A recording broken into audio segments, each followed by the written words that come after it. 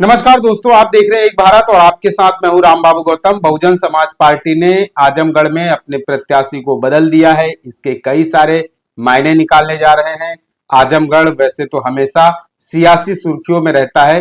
पूर्वांचल का सबसे चर्चित जिला है। सियासी उठापटक वहां होती रहती है और एक बार फिर से सियासी उठापटक को लेकर ही आजमगढ़ की फिर से चर्चा शुरू हो गई है। आजमगढ़ से बहुजन समाज पार्टी ने अपने पुराने जो है प्रदेश अध्यक्ष भीम राजभर को मैदान से उतारा था, लेकिन भीम राजभर पर बहुजन समाज पार्टी को उनकी जीत पर भरोसा नहीं था। भीम राजभर बहुजन समाज पार्टी के कमजोर प्रत्याशी साबित हो रहे थे, इसलिए बसपा ने, मायावती ने वहां पर अपने प्रत्याशी को बदल दिया है। बसपा ने भीम राजभर को हटा करके अब एक मुस्लिम प्रत्याशी आजमगढ़ में उतारा है, जिससे कि मुकाबला जो है, टक्कर जो है वो कांटे की हो सके। तो आजमगढ़ लोकसभा सीट जो है वो बहुत ज्यादा चर्चित लोकसभा सीट है। आजमगढ़ लोकसभा सीट हमेशा सियासी सुर्खियों में रहती है। समाजवादी पार्टी का गढ़ कहा जाता है। 2014 में, 2019 में जब प्रचंड मोदी लहर चल रही थी, उसके बावजूद भी 2014 और 2019 के लोकसभा चुनाव में आजमगढ़ से समाजवादी पार्टी ने जीत दर्ज की। 2014 में स्वर्गीय मुलायम सिंह यादव ने वहां पर जीत दर्ज की और उसके बाद जब 2019 के लोकसभा चुनाव हुए तो अखिलेश यादव ने वहां से जीत दर्ज की। लेकिन उसके बाद 2022 में जब विधानसभा के चुनाव हुए और अखिलेश यादव विधायक बन गए तो उन्होंने आजमगढ़ लोकसभा सीट से इस्तीफा दे दिया और वहां पर जब उपचुनाव हुए तो भारतीय जनता पार्टी के दिनेश लाल यादव निरहुआ ने जो है वो बाजी मार ली आजमगढ़ में। और वहां से बसपा ने भी अपना प्रत्याशी उतारा था गुड्डू जमाली को, जिन्होंने अच्छे खासे करीब 2.5 लाख के आसपास वोट ला करके समाजवादी पार्टी का वहां समीकरण पूरा ध्वस्त कर दिया था। इसलिए बहुजन समाज पार्टी जो है इस बार फिर से एक मुस्लिम प्रत्याशी लेकर के आई है, जिससे कि 2024 के लोकसभा चुनाव में इंडिया गठबंधन का खेल खराब किया जा सके।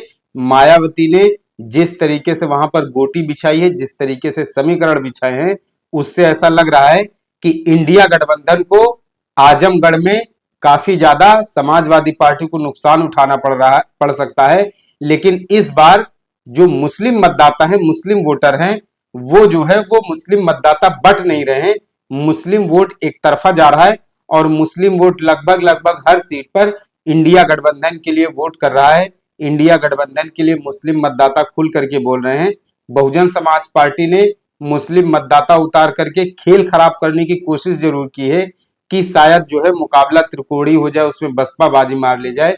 लेकिन आजमगढ़ में जिस तरीके के समीकरण, जिस तरीके की लड़ाई बन रही है, वहां पर बहुजन समाज पार्टी फिलहाल लड़ाई में अभी दिख नहीं रही है, क्योंकि आजमगढ़ में सीधा सीधा जो मुकाबला है वो भाजपा और इंडिया गठबंधन के बीच में सीधी टक्कर, सीधी फाइट है।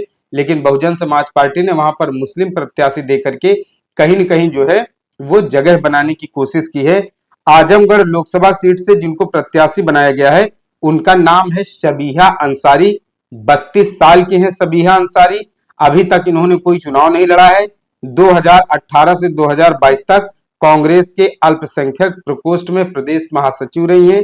उसके अलावा इन्होंने एजुकेशन से, शिक्षा शास्त्र से ये पोस्ट ग्रेजुएट हैं और आजमगढ़ के पहाड़पुर में कोचिंग सेंटर चलाती हैं। इनको मायावती ने टिकट दिया है। अभी जो है चुनाव लड़ने का कोई अनुभव नहीं है। हालांकि इन्होंने कांग्रेस पार्टी में काफी लंबे समय तक काम किया है, लेकिन आजमगढ़ में मुस्लिम मतदाता जो है वो बहुत बड़ी संख्या में है। आजमगढ़ का मैं आपको जरा एक बार जाति समीकरण बताता हूं, वहां किस तरीके से जाति समीकरण है। आजमगढ़ में 19 लाख के आसपास, करीब 19 लाख के आसपास कुल मतदाता हैं।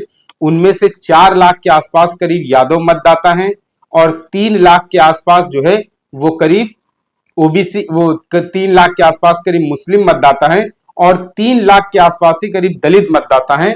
तो यादव, मुस्लिम और दलित, ये यहां पर 3 जो है विनिंग फैक्टर होते हैं। अगर तीनों जो है कम्युनिटीज के वोट किसी एक पार्टी की तरफ चले जाएं तो उसकी जीत लगभग सुनिश्चित होती है, उसकी जीत जो है वो लगभग पक्की होती है। जिसमें से यादव वोटर करीब 4 लाख के आसपास बहुत अहम भूमिका निभाते हैं।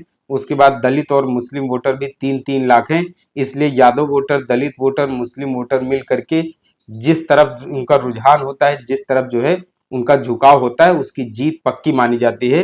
तो इस बार आजमगढ़ में समाजवादी पार्टी ने जो है वो धर्मेंद्र यादव को चुनाव मैदान में उतारा है और भारतीय जनता पार्टी की तरफ से दिनेश लाल यादव निरहुआ चुनाव मैदान में है।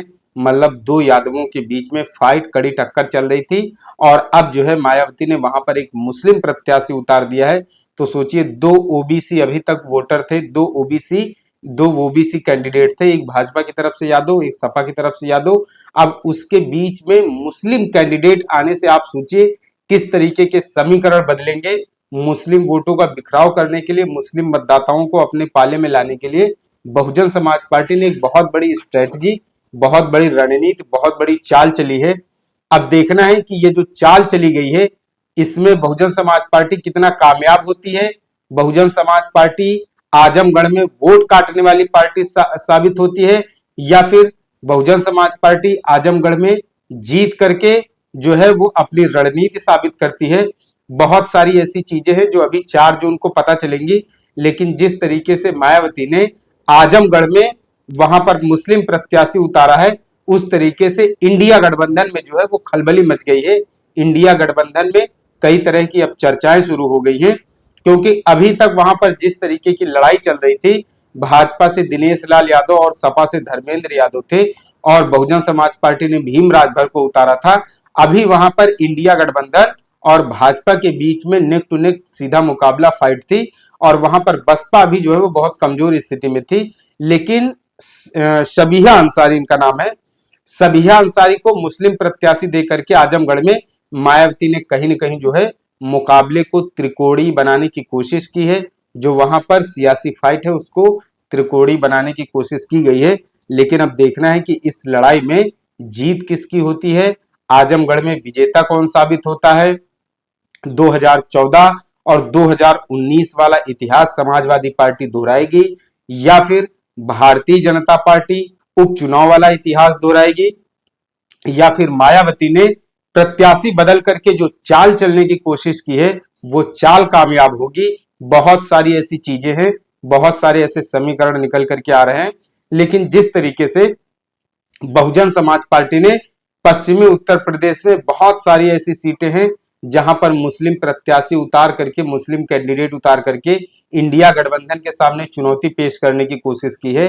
ठीक उसी तरीके से जिस तरीके से पश्चिम में हुआ है, उसी तरीके से पूर्वांचल में भी, पूर्वांचल के सबसे चर्चित लोकसभा सीट पर आजमगढ़ में मुस्लिम प्रत्याशी देकर के कहीं न कहीं जो है इंडिया गठबंधन के सामने मायावती ने बड़ा मुकाबला पेश कर दिया है।